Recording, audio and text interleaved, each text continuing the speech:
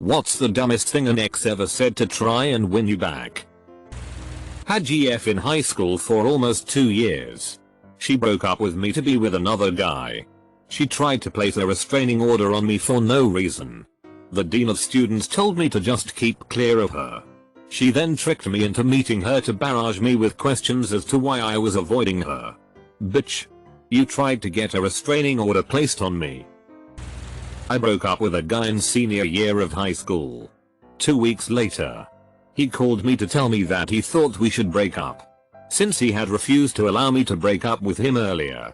Despite the fact that I said I was done. He said that if I came to my senses, he'd consider taking me back. I told him that was never going to happen, but wished him luck. The fun epilogue of this story comes 2 years after that. I logged into AIM to chat with my college best friend and lo and behold, he logged on. I said hi and asked how he was doing. He said he had a fiance but that there was an issue and asked for a favor. I asked what it was, because I was curious. He asked for a picture of my feet. When I asked why, he explained that the only way he could get off was by picturing me coming home from a long day of work on my feet and making him clean my sweaty feet with his tongue.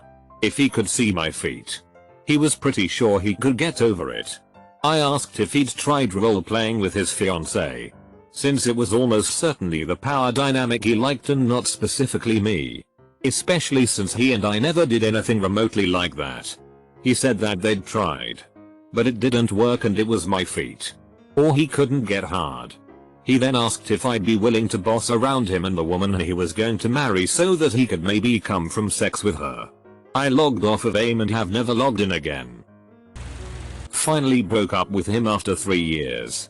His big gesture to get me back, an email about how he couldn't live without me, ended as follows. I get now that you're not a whore. That's why I treated you the way I did. I thought you were a whore. But now I see you're not. Whoa. Be still my beating heart. And people say that romance is dead. If we break up, it's just a matter of time before you ask for your laptop back and I use it for school, so I'm going to have to drop out and my kids are going to be raised in poverty. Do you really want that on your conscience? Double quote. Edit. I lent him my extra laptop before I realized he bleeds all the women in his life dry of all their resources. I wasn't about to let him keep it after the shit he put me through. I got my laptop back when we broke up and he destroyed the power cord and messed up the laptop to the point that it wouldn't run. I fixed it, but lesson learned. Done. That's some fine crazy logic right there. You'll never be with anyone like me. Well yeah. That's what I'm sure hoping. Edit. Whoa. Thank you so much for the gold. To everyone for contributing. I came into work this morning feeling sick and gross and this has cheered me up immensely. She cheated. I said so long. Get out of my house. She did. Moved in with this guy. She showed up a few weeks later with her cat and some belongings and said she made a mistake.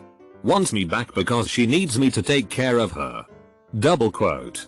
Sorry. What? You're trying to move in while cheating on me and simultaneously asking me to pamper you? Yeah. This is the part where you silently nod. Grab the cat. Then shut the door and lock it. Proceed to sip whiskey neat while petting your new car. Edit fam. If you didn't think cats and cars were related, just listen to them purr. I swear you can't tell the difference with your eyes closed. My abusive ex-husband sent me a long, impersonal email 3 years after I left him. My favorite part was, we should get back together. I don't want to be with you, but by some miracle of God, I might grow to tolerate or even enjoy your company. Double quote. He was serious. I laughed for about 2 minutes and then sent screenshots to my boyfriend. A month after we had broken up, I started dating a new guy. My ex told me that he would cut his hair to look like the new guy's, dress like the new guy, and act exactly like the new guy if I got back with him. That's just pathetic and sad. I dunno man. I think a lot of these stories are sad but not necessarily pathetic. Being heartbroken fucking sucks and people just get desperate. People would do these same crazy negotiations and prayers when a parent dies. Maybe these people deserve to be broken up with. But I still think calling someone who feels like they will do anything and say anything to be with the one they love again isn't pathetic. Just sad that they didn't act like that in the beginning. He decided to make a grand gesture for my birthday, which was about 6 months after the breakup. He had a cake made in the shape of Australia. He had it shipped to me in a locked steamer trunk. Keys in the card. All of this was based off of a line from DR. Horrible's sing-along blog. She may cry but her tears will dry when I hand her the keys to a shiny new Australia. Double quote. This is after I found out that I was the other woman. And I had started to date someone else. It was just painfully awkward. Side note. The cake was dry. I once dated this guy who literally carved my name into his hand. He said he did it because he couldn't afford a tattoo.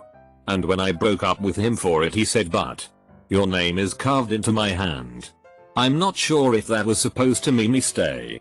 Or if he at that moment realized how stupid he was.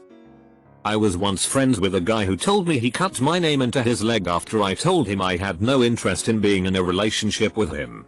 He also told me about a bunch of other self-harm and made me spend a good few nights, including a whole New Year's Eve, talking him out of suicide. Or so I thought. Until a mutual friend stayed the weekend at his house. Got a good look at both pristine and unscarred legs and arms. And reported this back to me. Little bitch made the whole thing up because it meant I'd spend hours telling him how much he mattered to people. He knew I was sensitive to it because my family had been extensively affected by it. If I'd had any sense at the time, I'd have called the police round to the family home for a welfare check the first time he did it. I'm just kidding. We are not really broken up. Me. WTF, no, sorry, that's not how this works. Edit. Some more info. She broke up with me over the phone. During which I tried to rationalize why. How. What went wrong? Etc. I talked with her for a good 30 minutes at least, but she was content on saying sorry, it's over. I rationalized and accepted and was ready to move on. Heart tender obviously, since the relationship was real for me at the time. At this point is when she said, "Just kidding. We are not really broken up. I was just testing you to see if you would fight for the relationship." I about lost my shit. No, that's not how any of this works. I hate to break it to you, but your plan backfired. We really are broken up. Because you do not test me like this. Not like this. My new girlfriend is terrible. Full stop. Full stop. I miss you a lot. Like I sometimes regret leaving you. You are so much better than her. Just so you know. I'm going to dump her soon. After we go on vacation. Because I'm using her miles to buy my ticket. Like. Full stop. Full stop. Oh, there are so many things wrong with that. And the vacation was 2 months away. I told him he had made decisions, so I didn't feel bad for the fact he missed me and never spoke to him again. My ex-husband did this to me. I didn't realize how much I was going to miss you. You understand me better. I call her your name all the time. We were so good together. 1 month before the divorce was final. After he left me to move in with his pregnant GF. I just started laughing at him. I couldn't stop. He got mad and left, again. He broke up with me by sort of ghosting me after 2 years together. He wouldn't show up when we had plans. Then text me later and apologize and say sweet things. But go on to ignore my calls for a week. He set his status to single on Facebook, so I figured it was done and deleted him. Almost a year later he sent me a text saying he was sorry. That he was willing to talk and answer any questions I had. And that he regretted what he did because I was the second best girlfriend he'd ever had. I shit you not. I told him I didn't need his answers and didn't want to be his friend. He never bothered me after that. My ex ghosted me too. He was that guy that would make you feel all special. Then never communicate unless it was on his terms. He stopped talking to me for about 6 months. After the first 2 weeks I just stopped caring. 6 months later he calls me asking to go on a date. I'm just like, you have the wrong number. Sorry. Double quote.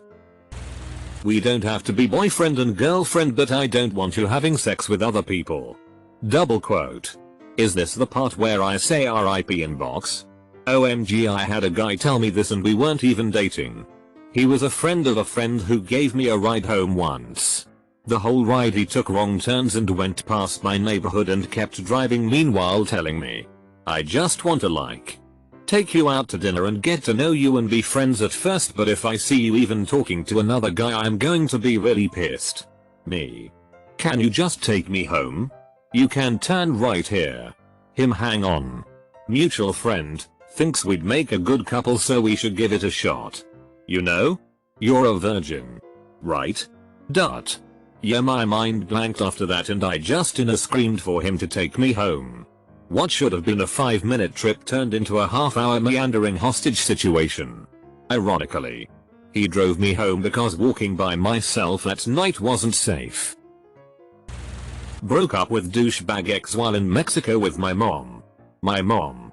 He said I cheated on him and told me my dad died to get away from my spoiled princess ways. He spent the next 6 hours calling me and my mom trying to win me back. Roaming charges were disgusting, so we didn't answer or read the texts. Way too expensive. Finally my mom got pissed and answered the phone. He was breathing heavy. My mom asked what he wanted. He said, I just want to talk to her. You have to let me talk. Double quote. My mom said, fine. Talk. Double quote. He said, all Sarah had to do was. And then my mom hung up cause she didn't want to hear more about what I did wrong. After reading over 100 texts about what I did wrong. How full I was. How much he misses me. The girl he slept with. The lies he told me. The apologies for the lies.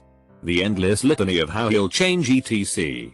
I turned off my phone and didn't turn it on until the next morning. That morning I had almost 100 missed calls and 18 voicemails. I didn't listen to any of them. Fuck you, Ken. I thought that no matter what happened, you'd never leave. Double quote. Well, perhaps you should have thought a little about that before your alcoholism caused you to lose 3 jobs in a year. Caused tremendous stress on me to support us on my meager salary and then finally spiral into a 3-day-long bender where you wrecked your car while drunk and then went drinking for 36 hours because you were upset and made me still question whether or not you fucked someone else in a self-pity fueled bout of hysteria. God damn it. Years later. I'm still pissed off at that comment. But once you'd proved yourself to me, and I realized I could trust you, I stopped cheating on you. Double quote. When we got together he was still sleeping with his ex. He thought everyone cheated, because he did, so after 4 months he realized I hadn't and wasn't going to cheat on him.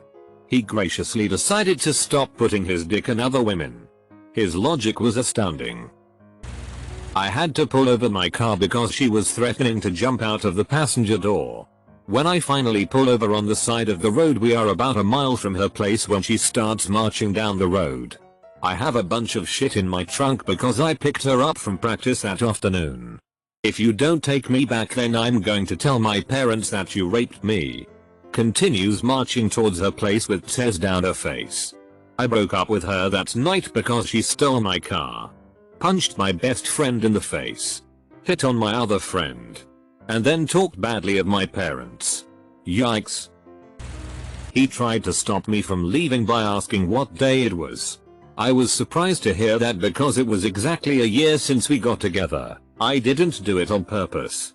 It just happened so. I answered why. It's the 5th of December. And he said please stay with me until the new year. To be in that mess for another 3 weeks? No. Thank you. The same ex tried to get me back after that by saying that I'm ugly and won't get another man even if I try to pay him. When I asked how he had tolerated me for so long, then he answered I could have tolerated you for the rest of my life. Romantic. After telling me she didn't love me, leaving the kids with a friend whilst I was at work so she could go get drunk with her male friend.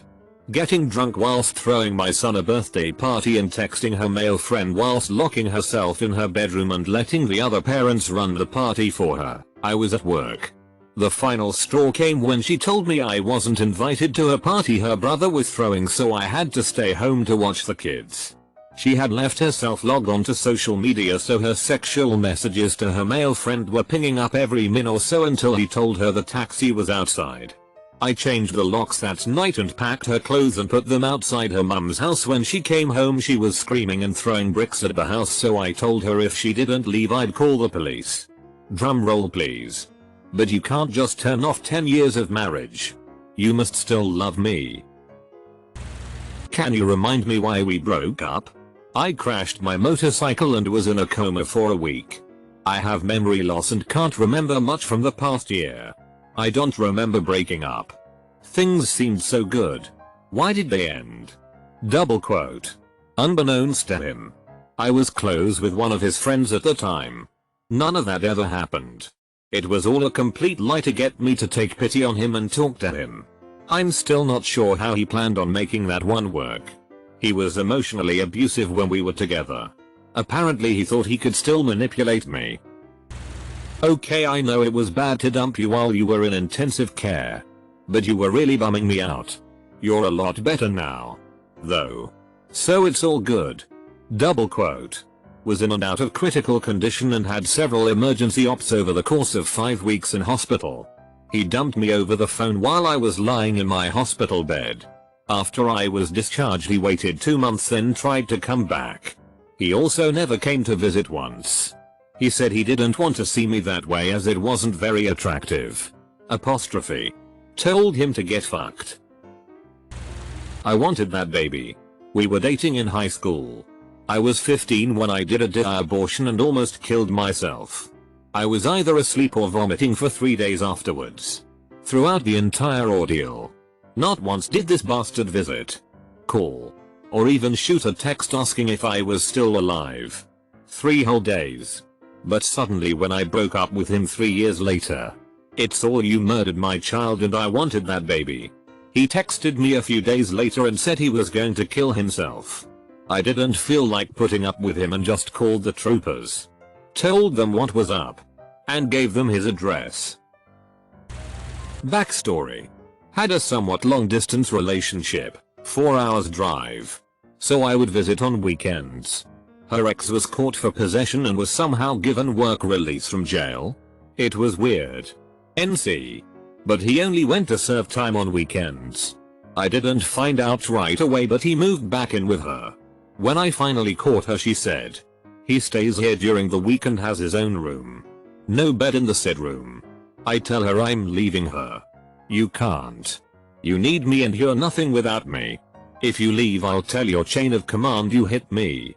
In the military they take that very seriously and you're guilty until proven innocent.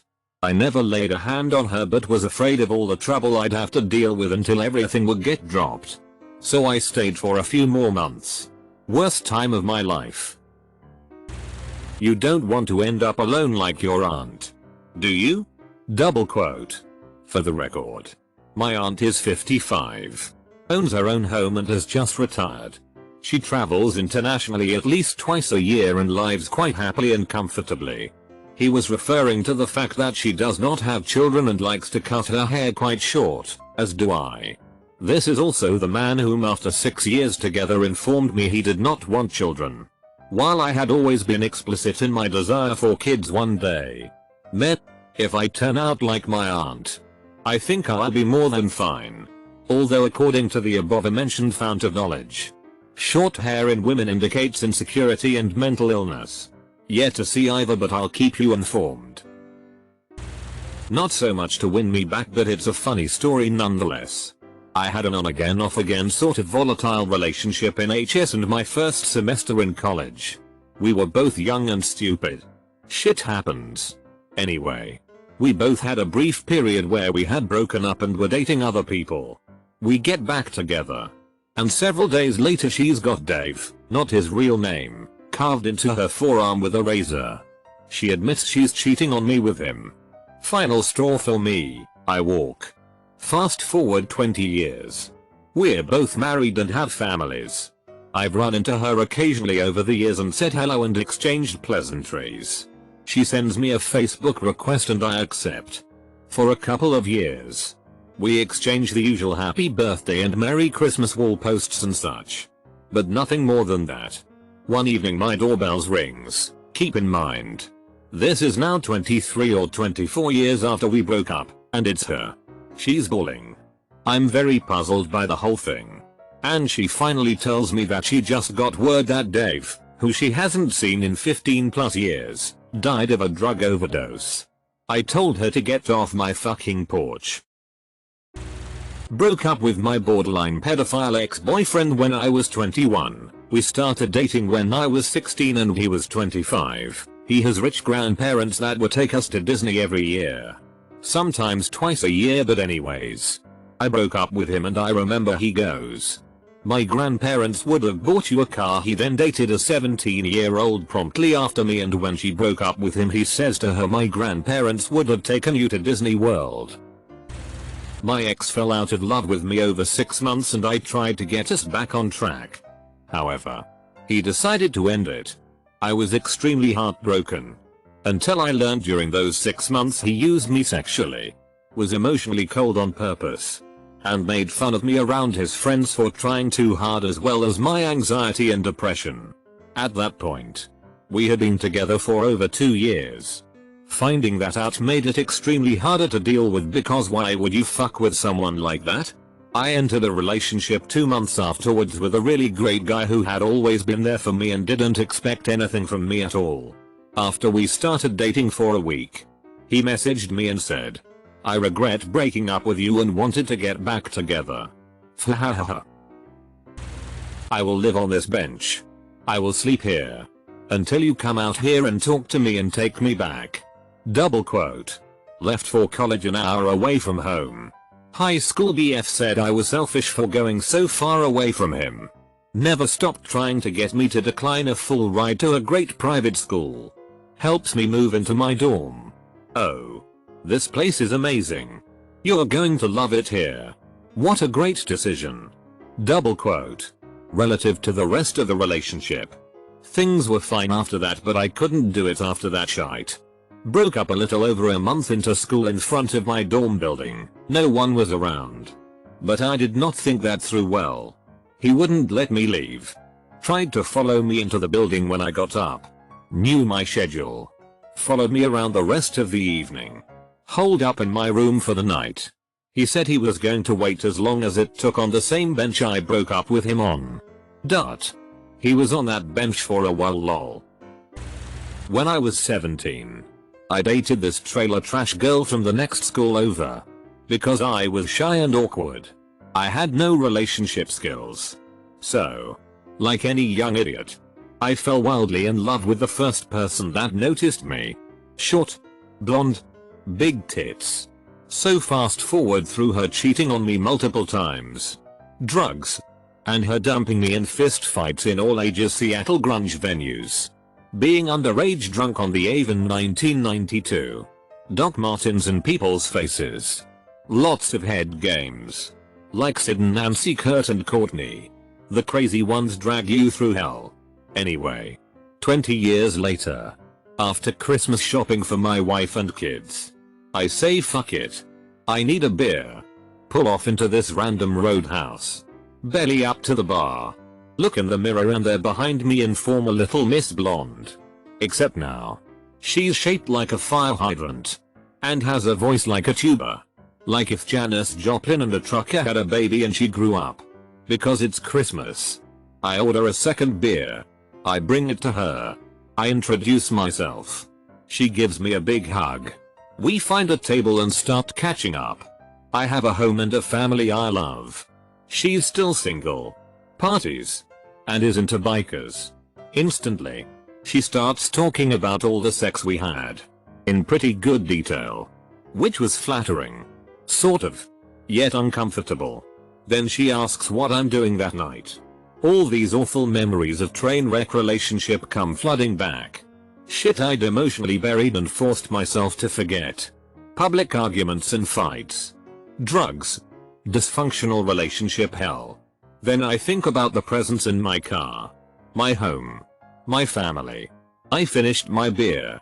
Wished her Merry Christmas. snuffed out my cigarette, got up, walked out, and never looked back.